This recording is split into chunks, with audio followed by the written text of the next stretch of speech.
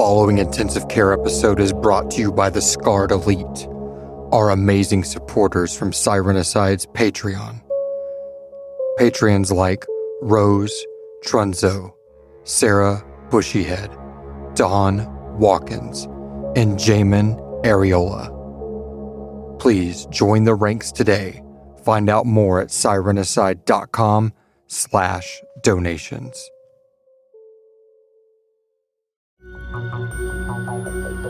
This one's gonna require a little intensive care. All right, get my scalpel. Let's see what's inside. Welcome to another Sirenicide intensive care episode. What's up, Scarred Ones? I'd like to welcome you to ICE episode number 11, Setting It All Ablaze with Christina Nicholls. Everybody, welcome to the intensive care unit. Miss Juliana Blaze herself, Christina Nicholls. Hello. How are you? Doing awesome. How are you? Great. Man, I'm so stoked. It's just been super busy trying to get this season 4 wrapped up. But so before we get started, though, I just want to remind everybody listening, this is the ICE episode. So if you're clicked on this episode for the very first time and you've never listened to Sirenicide before, this is a behind-the-scenes episode. We are an audio drama, so if you got this far and you haven't heard the story yet, there's a ton of spoilers that are going to be talked about in here. Before we get into deep spoilers, we'll even warn, the fans that are caught up with the show. But if you're not caught up with the show at all, I definitely recommend hitting stop and then going and listening to the show. The ICE episodes is the intensive care episodes, and here we go behind the scenes. Like today, we're talking to Christina Nicholls, and we just try to let you guys know that we're humans behind all these creepy voices and all this chaos going on in the city. We are a very laid-back group of people and just like to have fun. This episode is not going to be jump cut edited, so the ams, the ums, the slobber, all of it's going to be there for you in all of its glory. We will probably, plug in some intro music and some things like that. But other than that, I'm just here to talk to one of my favorite people I've ever met from the internet, fellow redhead of the Ginger Coalition, Christina Nicholls. And so tell everybody before we get started where they can find you. That way, if they decide in 5 minutes they don't want to listen, they already know. Yes. Well, hopefully they'll still be listening, but everybody can find me on Instagram and Twitter at IamCCNichols. Nichols has 2 L's, even though it will try to autocorrect it on you on both of those. And I also have a Facebook fan page. That is facebook.com/official Christina Nicholls. And you can find me on IMDb if you can't find me anywhere else under my name, of course. Awesome. All right. So at the end of this episode, other than hearing a very awesome conversation with 2 beautiful redheads, just putting that out there. Always good to put that out there. It's because we were picked on so much as kids. It's been suppressed, and then we found out, we're all just gorgeous. No. Right. But we will be doing a giveaway. So if you are on our Patreon, we have 38 Patreons right now currently active. We will be doing a drawing at the end for a laptop up to 15 inches. I'll get there's smaller ones. If you want a smaller one, if you're the winner, you can let me know. But we're going to be doing a good size drawing for a Sirenicide laptop case giveaway. It's got like a mink filling interior, and it has the Sirenicide name with the scalpel and all that stuff on the front. So if you're curious what that looks like, if you don't win, but you want to get one anyway, you can hop on over to sirenicide.com, click our shop tab, take you to our TeePublic store, and you can custom order you one there. But without further ado, let's go into the news. Insert cool news music here. 47 Action News is closed caption for the hearing impaired. You're watching Channel 47 KZTM TV, Morriston, #1 in Texas. All right. Anyway. Okay, so right now, going on the Sirena news, as of today, we have 11 of the 16 scripts completed, edited, and ready for recording. Those are 11 out of the 16 episodes, and then we have 2 of the 16 productions complete. So 2 episodes in the can, ready to go. If you are not familiar, we are releasing Season 4 September 17th, 2019, and it is going to be our first ever week-to-week release. So definitely keep your ears peeled. If you're listening to this, I'm assuming you're subscribed to the feed. But up until then, we are going to be releasing these interviews, not week to week, but probably every other week. And depending if we get a lot of them, we might get 3 in 1 week. Who knows? Just depends on, I think right now we have 18 or 20 people scheduled to do these interviews. And Christina is our first because she's Juliana. Yes. I feel so special. You are, definitely. So the season 4 trailer and the cover art, the final season, will be dropping in June. So keep an eye on our social medias. We will probably be releasing the trailer first at the end of an ICE episode, and then usually about a week later we'll release it in its own feed where you can hear the trailer. And it's going to have a lot of our new music in the background. And of course, I'm so excited. I just want to put it on the internet right now, but we got to set the anticipation. But the season 4 Sirena side title card looks so awesome. Like, I'm very, very happy with it. Our first one was black and had like a guy's face just looking up. And our second season had the guy in the tunnel, the red tunnel leading to the hives. And then, of course, the one that everybody's probably over sick of looking at, because I am, is the season 3 one, which has the city of Morston in blue from the floods and all that. And now I can't tell you what the fourth one looks like, but it's going to be cool. Secret. All right, so because I love acronyms, and anybody that listens to the show is aware of that because of Havoc units and the USG and the blah-de-blah-blee, intensive care episode is an acronym, ICE. This is the intensive care exclusive interview with the wonderful Christina Nicholls, uncut, unedited for the most part. Just in case the spoiler does drop out of conversation accidentally, I will blank it out just to, let people know. But I'm going to do an introduction to her real quick, and then we're going to take it away with some really cool Vanity Fair style questions. Or variety, maybe. Christina Nicholls came to Sirenicide, and we'll go into a little bit more of that. But if you're not familiar, her first role with us was Kara Thornton in the Wisdom That Fades episode, which was really cool. I mean, it was an episode that my wife wrote, and again, don't want to spoil it right off the bat, but it's a really cool mini episode, and that dropped over a year ago already, back February of 2018.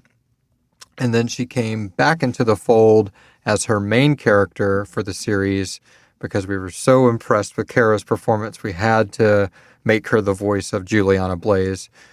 Fun fact, Juliana Blaze was not going to be her name. And then once I met Christina, I was like, oh man, I got to form fit this character for this personality. So I renamed the character and everything to fit Christina.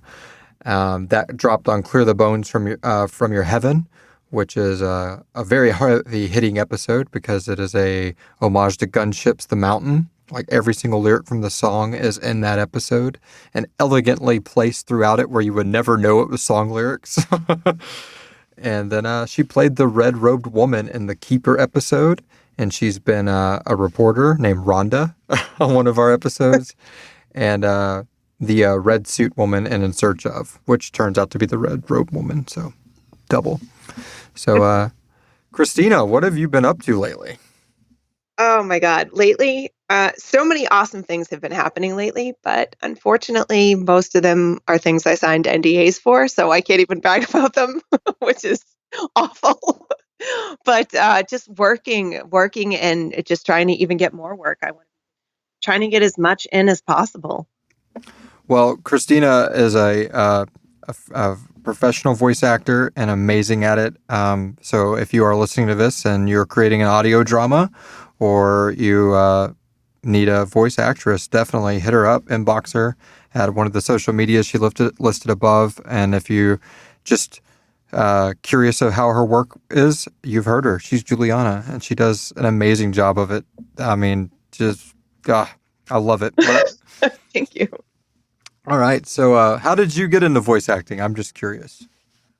Oh my God. So this is so funny. Everybody asked me how I got into voice acting, and I really don't have a story. It fell into my lap. I was doing background work mostly in indie, like college student indie films back in Massachusetts, live action. And really, you can't do anything unless you want to be in an Adam Sandler film in the background when you're in Boston. There's nothing else to do. It's like, unless you're in an Adam Sandler film in the background somewhere, you really don't have a shot in Boston. So I had some people ask me to do voiceovers for certain things just as favors. And then one person had a film go to a festival and it got a lot of attention. And then people started recommending me. And before I knew it, I was more a voice actor than a film actor. So that's how it happened. Nice. That's a hell of a story. You think so? Yeah, I like it. I've heard a lot of other ones, and so far that's definitely a more positive outlook on it versus I wasn't good at anything else. So it's not as pessimistic as some of the ones I've heard. Yeah, no, I never expected it to come to this, but this has been. All right. So here's what we're going to do. So now we're going to go into the exclusive questions that you're only going to hear here on the ICE episode of Siren Aside. So first off, hitting it back to the MySpace days, what is your podcast top 8?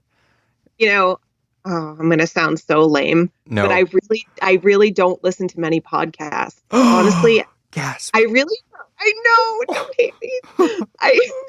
All right, what's your podcast top 3? Well, I don't even have top 3. I've listened to 2 podcasts in my whole life. And one of them is 7 Days a Geek, and the other one is Siren Aside. That's pretty much it. All right, well, while I got you on the hook. Oh, no. So those are my favorites, 1 through 8, by the way. Hey, that really shortens the question down. I think I've said this on a few of the shows before, but my day job for years, I was a podcast fan. I was a metal musician. See, ICE episode. There we go, folks. A metal musician by night, and then a freaking an inventory manager by day. So I was get tired of music after a while. So I found podcasts, and they just became super addictive. But yeah, tell me about that first one. I've actually never heard of that one. That's kind of curious. 7 Days a Geek was actually one of the first people I did voiceover for, and I was listening to their podcast stuff, and they invited me to do some things, and I ended up doing some stuff for them. Mostly, it's like fan base, it's all geeky. It's all around nerddom and geekdom, and they do some really funny stuff. Actually, I think their studio is called Monkey Poo Studios, so that gives you an idea into what kind of stuff they do. They're really awesome guys and girls. And they do some really cool stuff. They're more like parody and comedy and geeky stuff. Okay. Well, I'll definitely add that to the list because every now and then I hit a dry spell where I'm caught up on everything and I'll listen to an audiobook and then I get done with that. I'm like, okay, I need a new podcast. Yeah, and then by the time might even hear me. Awesome. All right. Okay, so moving right along, you kind of answered my next question, which was going to be, what was your first podcast? So we knocked that out. So let's head into the horror questions. This is a horror podcast. What is your favorite scary movie and why? This is so hard because I'm such a horror movie fan. It's a tie between, if you call The Lost Boys a horror movie, and Pet Sematary, but I'd have to probably say The Lost Boys because it's probably my favorite movie of all time, and I can watch it anytime, any day. I still get chills at the very beginning, and it's a classic. I mean, Definitely. you can't go wrong with the Lost Boys. Like they're just it's so good. What's your favorite scene? Oh my God, my favorite scene, or one that stands out, I should say. Oh my God. Somebody says The Lost Boys, and it's like this scene hits my mind. Well, of course, I love the dinner scene with the whole family when Max is over and they give him garlic instead of Parmesan cheese, and he eats it and he's like, "Bet you hate garlic, don't you?" And he's like, "No, I love garlic. It's just it wasn't what I was expecting." I love that scene. I think mine is still probably the bridge hanging scene. Love that scene too. Sticks out from my youth so much, like them just letting go. I'm like, oh my gosh.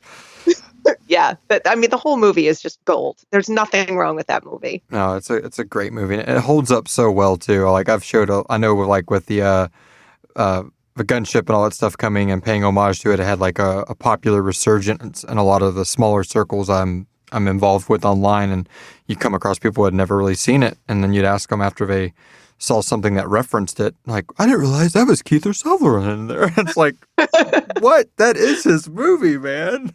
Right? That was like the quintessential movie. Well, that and Stand By Me. Right. That's the guy from 24. No, the guy from 24 is that vampire. You got it wrong.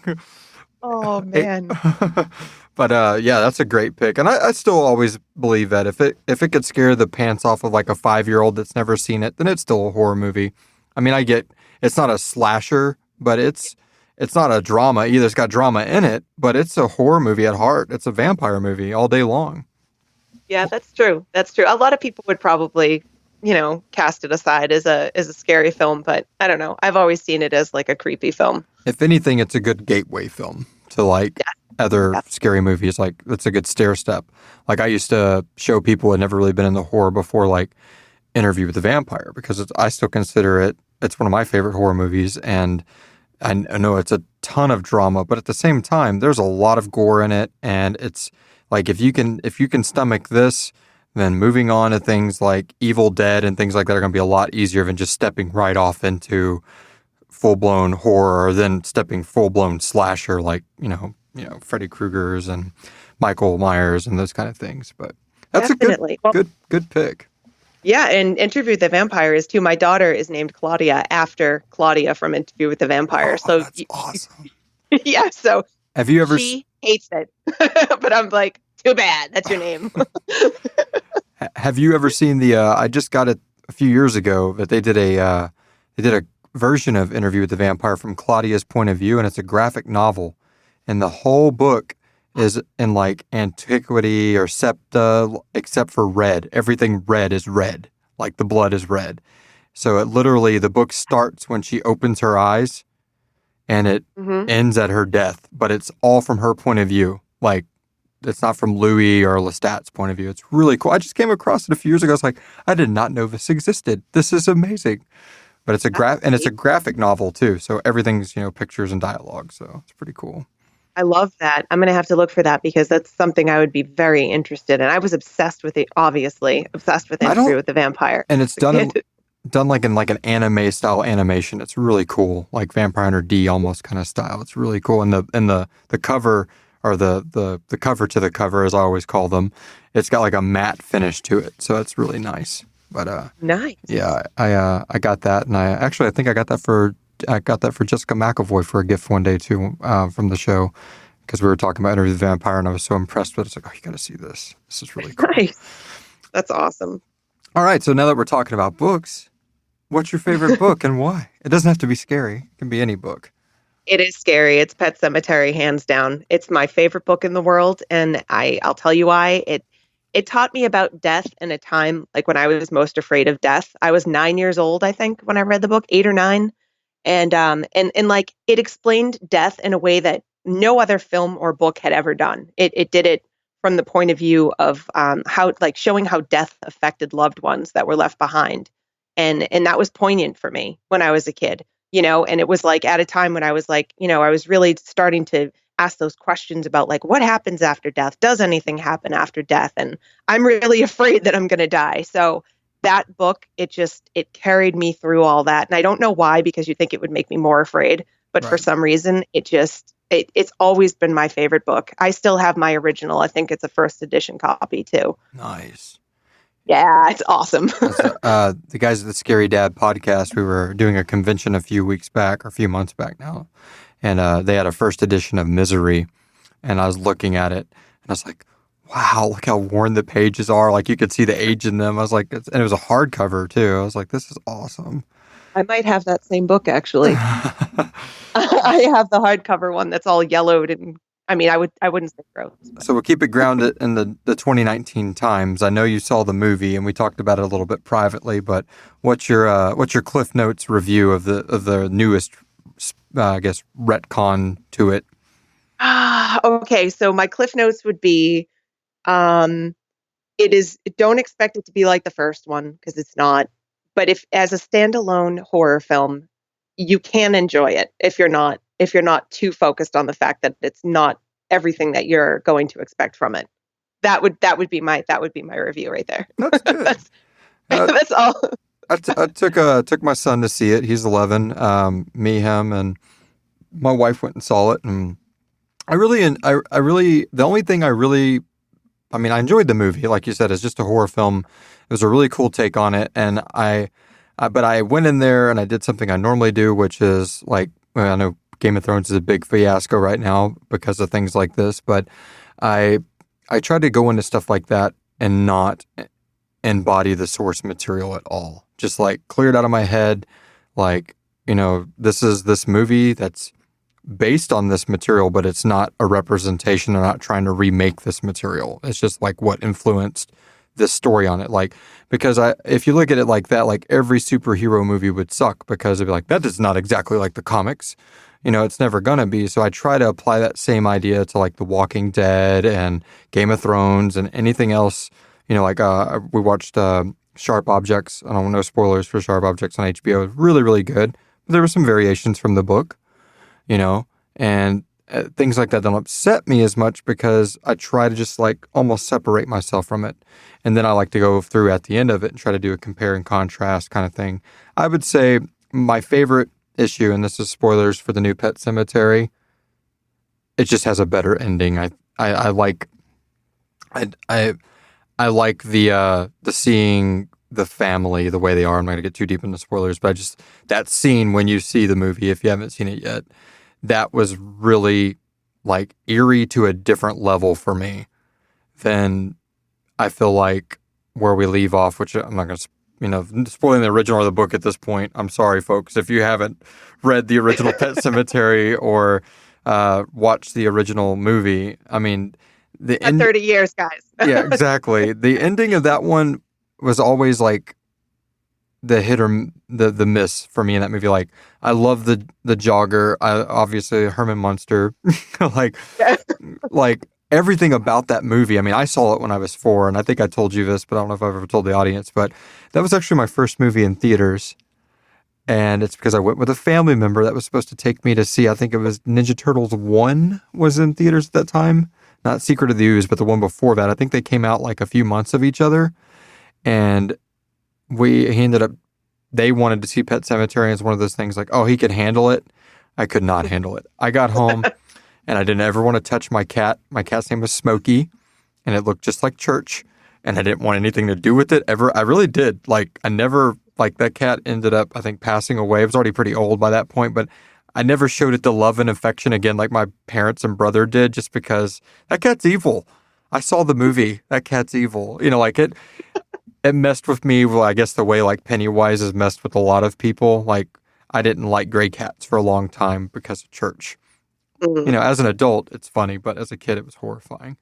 But the jogger with pieces of his brain hanging out, I feel like in this newer movie, I didn't like the way they did the jogger. It wasn't scary at all.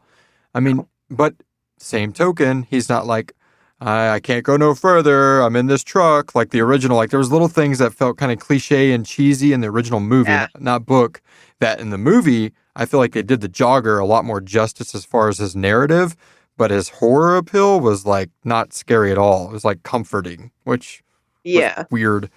But yeah. And I do have to say that Zelda was way better in the first one. Oh, hell yes. Everything was more scary in the first one. Yeah, I mean, Zelda to this day, if you show me, if a picture of her pops up on my screen, I'm like, oh God, please get it off. Because I've never been scared like that from any character in any movie except for her. Yeah, I mean, and just the fact that was a dude. Exactly.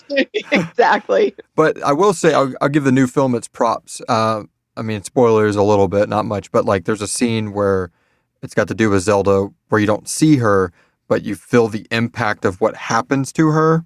Like, just the impact is hidden of her. Screw it. Yep. She falls down a dumbwaiter, folks. Sorry. Oh, you said it. Oh, man. But, I mean, you still got to see it. It's a different take on, I guess. I mean, I'm not as familiar with the book. Does that happen in the novel?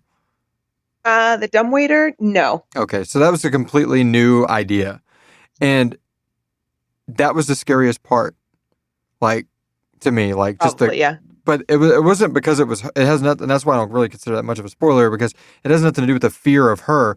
That would have been creepy if their mom would have fell down it. You know what I mean? It was just that was the fear factor was in that alone, was the crunch and the Foley effect, and it was just like, oh, very visceral. But yeah, I wouldn't say.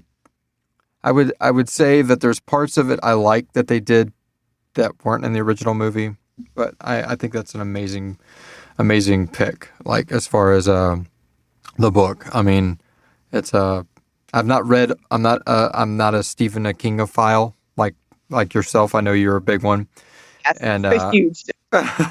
so and I think a lot of it's because I've read it at a young age and like too young of an age. That'll do it. And it kind of really turned me off for him as a writer. Yeah. But and not for fear, folks, but just for child orgies. I'm out. But it's gross.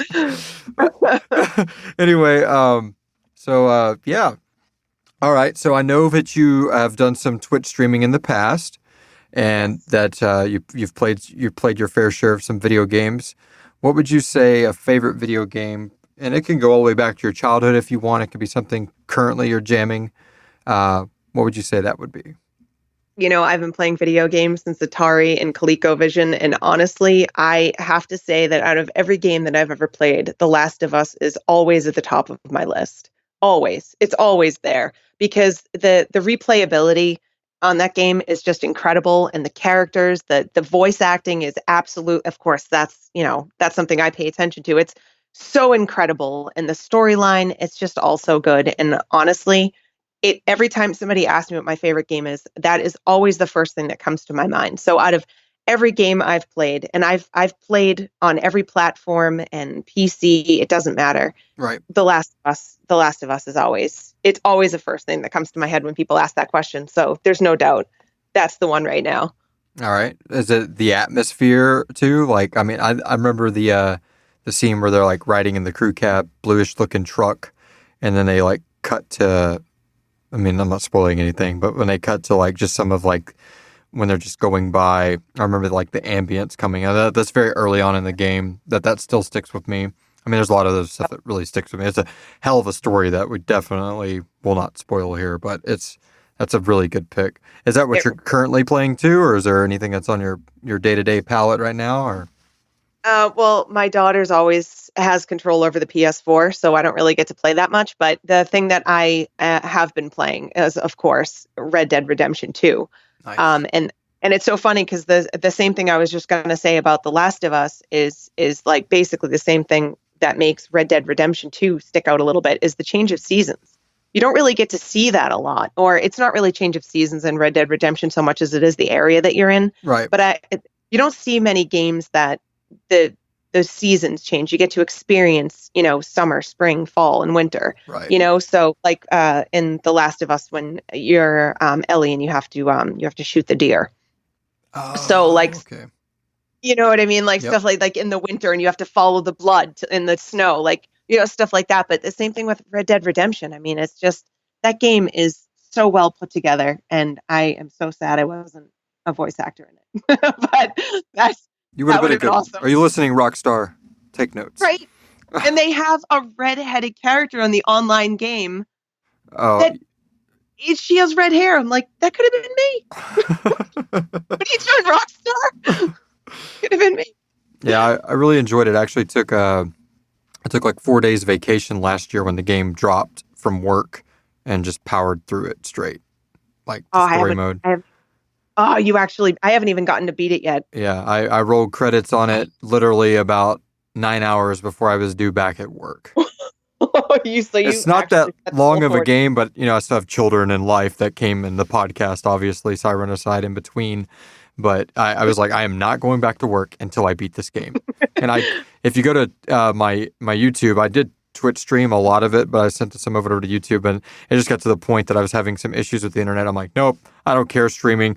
I got to beat this game. So I plowed through it. I didn't do I skipped a lot of the side missions just to mainline the storyline, but it's amazing. And I beat the first one, same thing back in 2010. I took time off work and powered through John Marston's story, and it's up there. It's definitely up there in my favorite games as well. That's good. Good pick.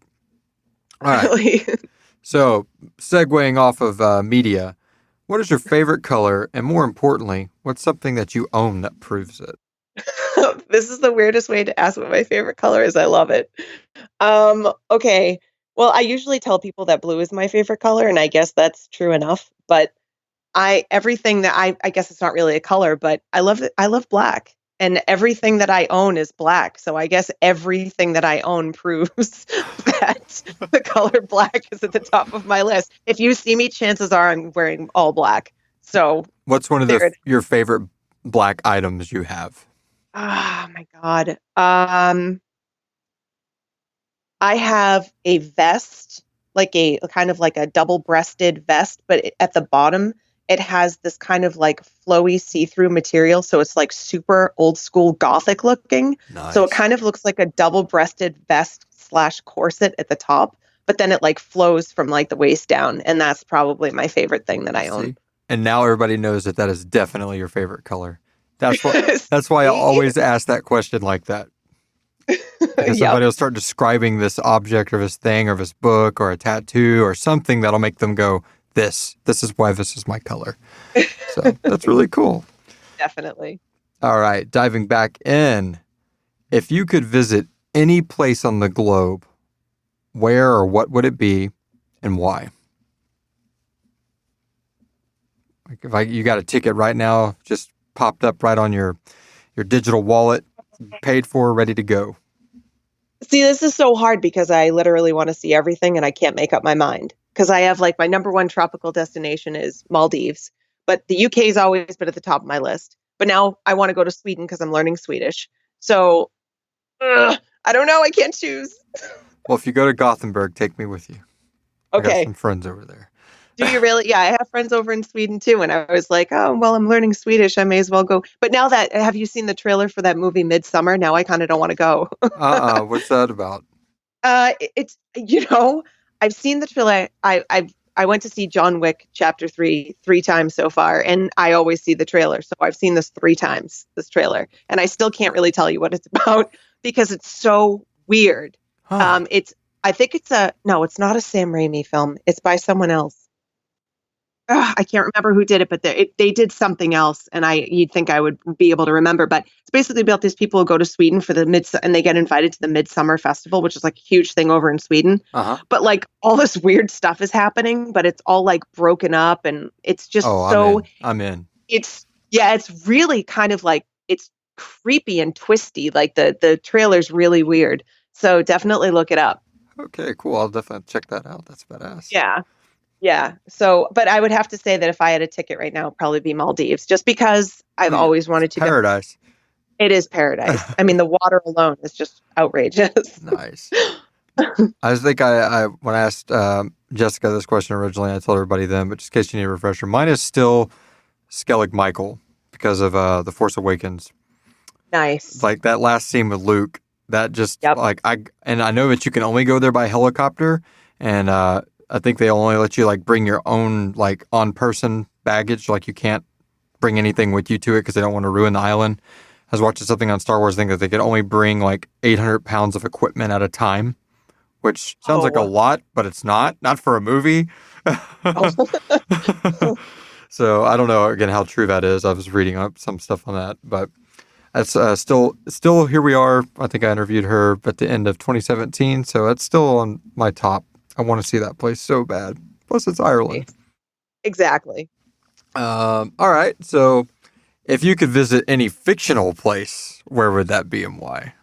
Any universe, anything. And you're gonna think I'm so weird because it's not even that. Like, it would be the Continental in New York City. And I know that doesn't sound fictional, right? But I guess people who haven't seen John Wick wouldn't understand. But being a part of the John Wick universe, it would be like a dream come true. Hope you're listening, Lionsgate, because I want to be in a movie.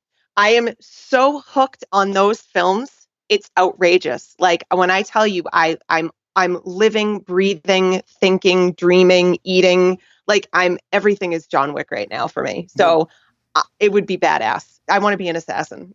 There you go. Well, here's the thing. Those movies I tell her about, they're like, I know it sounds like it is an oxymoron, but they're simplistically deep.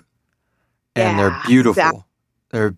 beautifully, they're beautiful action movies, which is another usually oxymoron. But Yep. I mean, it just feels like you're literally watching a piece of art unfold, and it's got a narrative, and it's an emotional narrative, but it's not like like a convoluted narrative or anything like that. It's very, again, I haven't seen a third one, but as far as the first two, it's pretty cut and dry. Like his motives, he's a very lovable character, and you feel for him, And instead of in the age of anti-hero, it's a very, very, very good universe. I'm very anxious to see the third one. I still have not yet. So You're gonna love it. I thought the first one was my favorite. Then I saw the second one. I was like, okay, this is my favorite of the two. Now the third one is by far my absolute favorite. well, it's the highest grossing one so far in the franchise, so that says something. People are putting their money where their mouth is, so that's always a I'm good going. sign. I'm going to see it again. So, yep, Nice. All my fourth right. time. Continental. All right. Yes. So, I know you're going to love this question. On a scale out of 10, so your choices are 10 or 10, why is Star Wars still an 11? Star Wars is always at least an 11 for me, but I also saw the Rise of Skywalker trailer while I was at the John Wick films, and I think it's brought it to like a 20 Oh, because Star Wars has and always will be an escape for people like me who grew up as an outcast, and it's always just going to be perfect that perfect franchise that just it gives us a place to be ourselves and feel like we're a part of something rather than so separate from everybody else. you hear that, audiophiles?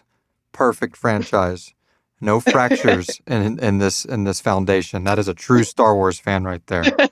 Takes it all in the way it's written and digests it. You're allowed to critique it. You're allowed to compliment it. But Jesus, stop petitioning for retcons. It's there. It's in the canon. Let it go. Right.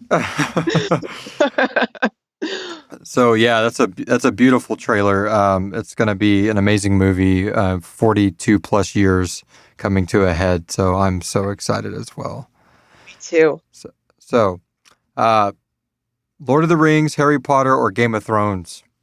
Oh, I knew there was going to be something like this that was going to make me make a confession. Oh, I'm so screwed.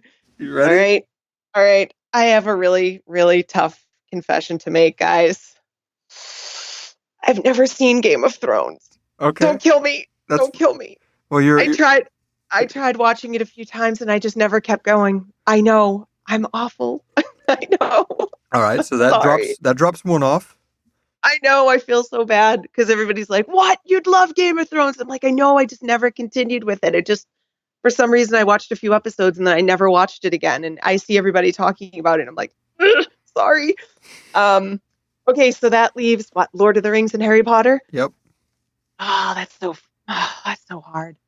Okay, so Lord of the Rings speaks to me obviously at my geeky core because it's what I grew up with for longer than Harry Potter. But Hogwarts is a freaking castle and they have the best feasts and food like anywhere.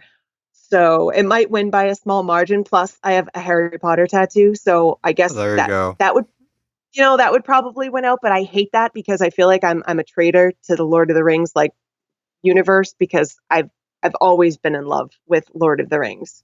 That's why I So love this question. yeah, you're tearing me apart.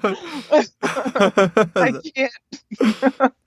All right. So let's shift gears again. A song that takes you away from it all. Oh, questions are so hard. Thank you. All right, you're welcome. Music is oxygen. Like it's literally anytime I have a bad day, it's gotten me through the toughest times in my life, and that's that's saying something. So for me, I listen to everything from classical music to 20s, 30s, 40s, 50s, all the way up to death metal. Like there's nothing I don't listen to. Maybe not country, but doesn't everybody say that I listen to everything but country? But Not where I'm from. right. That's true. That's true. Everybody says I listen to everything but hip hop where I'm from. That's That's true. And that's the other one. It's either I listen to everything but country or hip hop. But, right now, I'd have to say that the song that I'm listening to most right now, the song that gets me like pumped up and gets me thinking mostly about trying to get myself written into John Wick, is Back from the Fire by Gold Brother. It's the kind of song where it's just you imagine badass things happening. Nice. Like when the song is going, like you can just write creatively or something, Nice. So I'm always Send it to me. I will. I absolutely will. And it's so weird because I think I heard it in some medical drama show and I was like, what is that? Nice. I'll try to remember to put it in the show notes for the listeners. If not, we'll, whenever this comes out, we'll maybe put it in the comments on one of the posts. It's good. It's really good. And it has the kind of lyrics where it's like, if you've been through anything and you've come back from it, it's the kind of, you're going to appreciate the lyrics. It's on the way that the beat is just, it's awesome. I can't say enough about it. Well, that's cool because that answered my next question, which was, what were you spending or streaming right now? So, so that's it right there. All right. Yeah, so that and the John Wick 3 soundtrack because that's also incredible. This episode is brought to you by John Wick 3. Go see it in theaters now. I am going to get myself in a John Wick film, I swear. All right. Have you ever been under the surgical knife? I actually have twice, but they were both medically necessary procedures. So like no nefarious surgeries from evil villains or anything. That's good. So it was all medically necessary. It was like one was like an emergency and the other one was kind of like, oh yeah, we kind of have to do this. And it's like, oh, okay. Gotcha. Well, all right. So what we're going to be doing now, folks, we are going to be transitioning into some possible Sirenicide spoilers. There's going to be Sirenicide spoilers. So if you're not caught up from season 1 all the way through mini episode 38, which is the most recent mini episode and possibly the final mini episode of season 3, then you've been warned. Spoiler alert. All right, so Juliana Blaze, can you relate?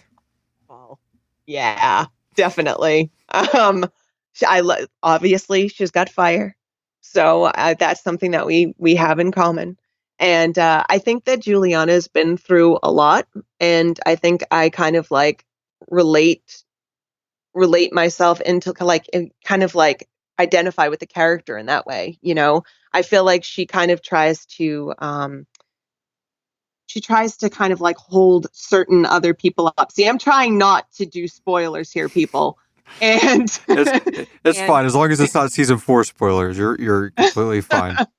But yeah, so I think that she's stronger for some of the things that she's had to do, and I love that. I live it.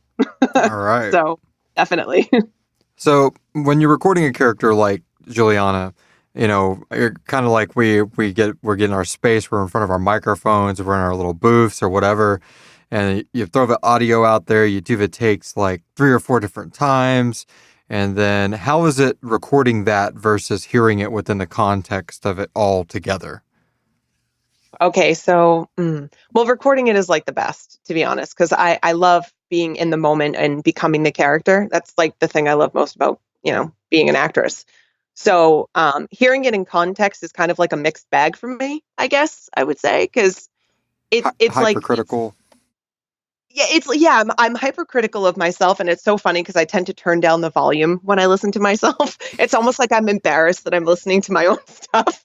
It's like weird, but I do love hearing it in context because it brings it together so well. But I actually like it better when other people listen to things that I've been in, and then like I love the feedback from them and them telling.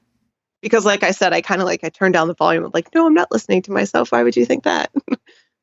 So this does not have to be related to Juliana. It can be. But so far, listening through the show, what would you say your favorite moment of the series has been so far? Is it weird that I just said I don't like to listen to myself, but then my favorite part has probably been with me in it. That's kind of hypocritical. Nah, it's okay. We're natural narcissists. Well, we redheads, I love Clear the Bones from Your Head. It just wins for me because it's, first of all, I think it's the first scene I ever recorded. with Juliana. Right. And it introduced me to Gunship, because I know that preparing for that, you were like, listen to this song. And I was like, okay. And I think there's a lot of emotion in that scene.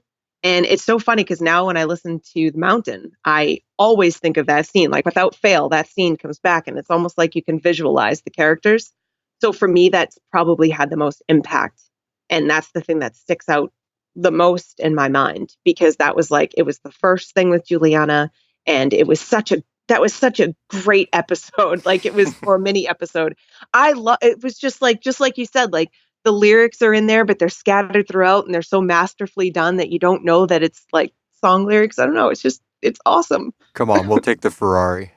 Right? It's so good. That was one of the toughest mini episodes I'd ever written up until that point. It was most of our mini episodes up to that point were supposed to just be little introductions to characters that are going to play a bigger role in the upcoming series. That was our whole idea behind mini episodes, is to give little threads of story and introduce some new characters, and then when the next season comes out, they'll go full blown, which does happen in the mini episode. It doesn't falter there. It doesn't, in my mind, falter at all, but I'm biased. I wrote it. But it takes on, like, you're just in that moment with there's copiers and office phones ringing, and you can hear people on the other side of the glass walking around, but you're still trapped with it feels like you're the fly on the wall with these two characters that have this immense epic past with each other, and you have no idea about any of it. You're just kind of flung in there, and it's like Gunship's my influence for that, like, you know, again, I'm sorry, folks, spoiler for this episode, but they talk about that there's the dead in heaven. And when you're listening to it, you're like, okay, so is one of these people an angel or something? And it's never like the nails hit on the head in this episode. It might be hit on the head in some other episodes later. You just have to listen. But it's really, really implied that these people have like a massively amazing platonic relationship, and you get all of that like right up front in this episode.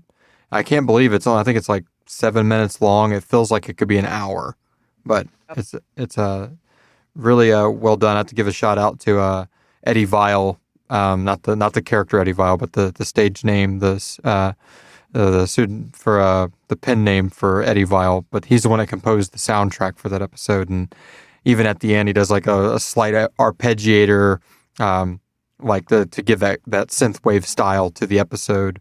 But yeah, the song lyrics, if you ever listen to The Mountain by Gunship, and then you listen to the episode, every lyric is in that episode, just cut up like and put in there and into a total different context. Like the song's got like Karate Kid quotes and things like that in it. I mean, the song is all about just that 80s feel good, and but there was that line about, you know, to clear the bones from your heaven, and when I was writing these characters, it didn't get out of my head. I'm like, I'm going to sneak that in there as an homage, and I'm like, how about a challenge?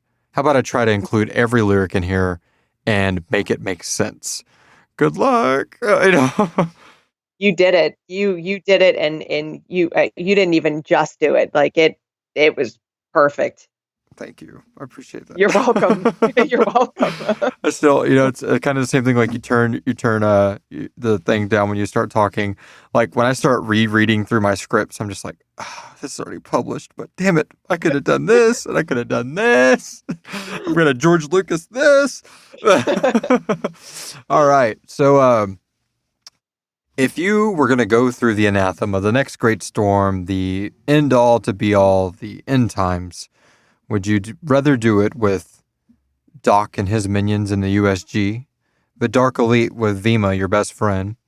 Yeah, right. Trinity, which is our newer faction of the good guys, which is Malik, Harper, Juliana, or Sirenicide, or just die. I don't want to go. Or, you know, or just die. I've had people pick that option. I think I'm going to say just die. But here's why. Because I can't answer this like Juliana or like myself because I'm biased either way. And either way, I'd be screwed. Because I'm biased. If I say Trinity, you're going to be like, well, obviously, Juliana Blaze. But if I side with the bad guys, then it's going to be like, oh, well, obviously, Dark Side. We all know you like the Dark Side of Star Wars. Exactly. So either way, I'm screwed. So I'm just going to say I would probably just die. All right. Well, I think you're the second person I've asked that question to, and I think Jessica said something similar. Like, if I was in this place, I think I'd like to say this is going to happen, but more than likely this would happen. And me too. I mean, I'd probably be a goner real quick. Like, I can't combat these X-eyed freaks. I'm done. All right. So, are you ready for the final season? I was born ready. Absolutely. Absolutely. I'm so ready. All right. So, that's basically going to conclude most of the spoiler questions. If you've stuck around for the Patreon giveaway, well, you're going to have to stick around a few more seconds because we're going to take a quick break and then we'll be back with that. And insert cool whatever music there too.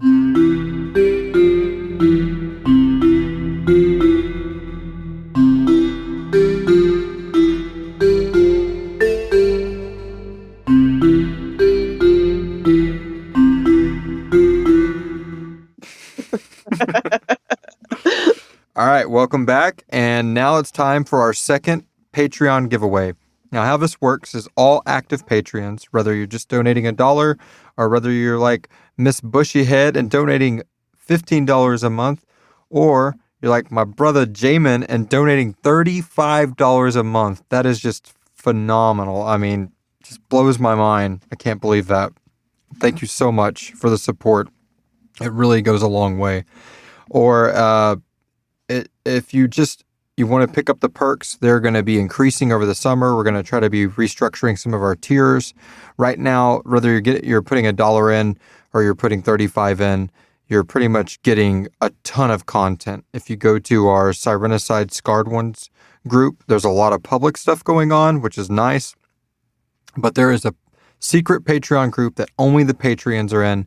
And I throw in usually a weekly to sometimes bi-weekly, depending on my schedule, little facts about the show that are behind the scenes. We'll just randomly jump in there and live stream the goofiest stuff. It's a real fun place for fans. So if you have not donated that $1 yet and want to support us on our Patreon, become a Patreon today. And this is another good reason why. This is like a $20-something laptop case that someone's about to win. So right now, we have 38 patrons, and I have them randomized on my screen, but I'm going to have the robot, the wiretap answer for me. So here we go. Siri, pick a number between 1 and 38. The answer is 30. 30. 30 is Robert Rogers. Robert Rogers at the $10 level, at the $5 level, the peek into the surgeon's chamber. You are the winner of a laptop case from Sirenicide. I'll definitely shoot you a message out, but if you're listening to this beforehand, make sure you remind me, because this is probably going to release a couple days after we just did this. But Robert Rogers, you got yourself a Sirenicide laptop case.